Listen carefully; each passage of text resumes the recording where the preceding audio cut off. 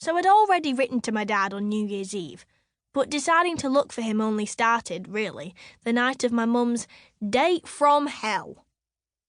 She kicked everything off that spring. She made everything start happening that would change our lives for the better and make them brilliant. She says it was me that did it, but it wasn't, it was her. Even though she was drunk, it was still her. That's the only good thing about wine, I suppose. It can sometimes help you to tell the truth. Grimsby, early February 2016. Sam Bale's dad was walking across our estate in the snow. It was just him with his big furry hood up. He could have been trekking across the North Pole. How many points would you give him then? I said. What, Sam's dad? Said Tegan. None. No way. He's been in prison for fighting people, he has. He's rich, though, I said. How do you know?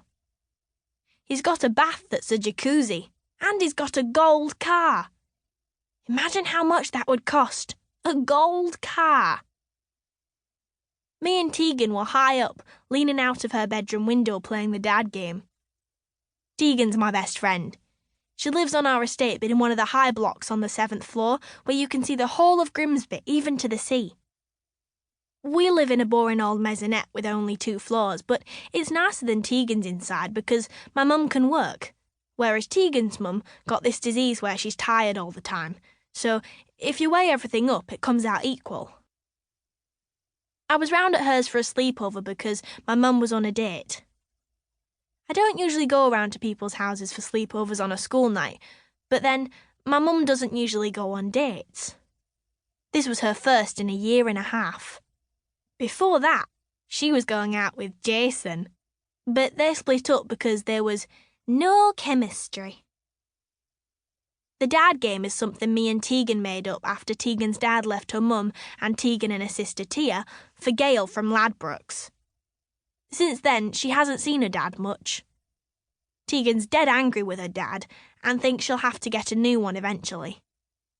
My dad did a runner just before I was born, but Mum's always said we had a lucky escape because he was a waste of space.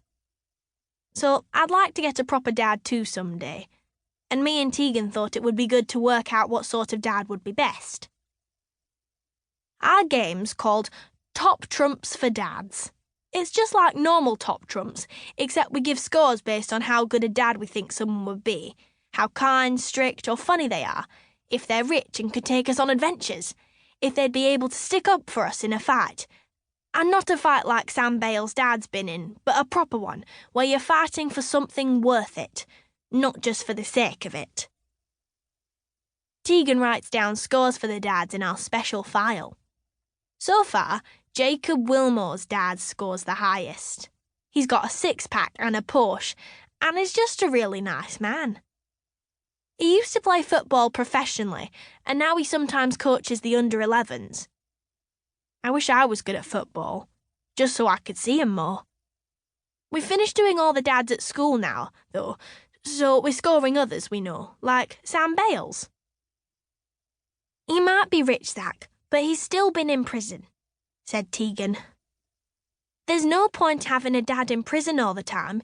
You'd never get to see him. Yeah, and when you went to visit him, you wouldn't be able to touch him and you'd have to be careful because he might be in with all the murderers. And he'd have to wear an orange suit, said Tegan. I've seen it on Coronation Street. As well as living on the Harlequin estate with me, Tegan's at the same school as me but in a different class. So on Mondays and Thursdays, when I'm not at Nan and Grandad's, we sometimes play together after tea. We like playing the Olympics, where Tegan does the gymnastics on the bars. 3 metal bars, basically all of different heights, in the middle of our estate. And I do the commentary like on the Olympics. This is Tegan O'Brien on the bars for the United Kingdom. When it's cold or rainy, though, we like stopping in and leaning out of Tegan's bedroom window and looking at all of Grimsby like we own it. Our estate is at the edge of the town near the sea.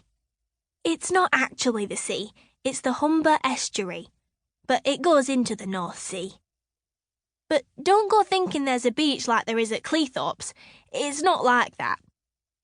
If you look at where the sea meets the town in Grimsby, from high up here in Tegan's Flat, you can just see loads of cranes and boat masts, with the dock tower in the middle poking out like a red rocket. The line where the water meets the town goes in and out where all the different trawlers have their parking spots. Our town is a fishing port. It used to be the greatest fishing port in the world back when my great-granddad was a fisherman, in the glory days. But then there were the Cod Wars, where Iceland and our country rowed about who was allowed to fish where, and that ruined everything, basically.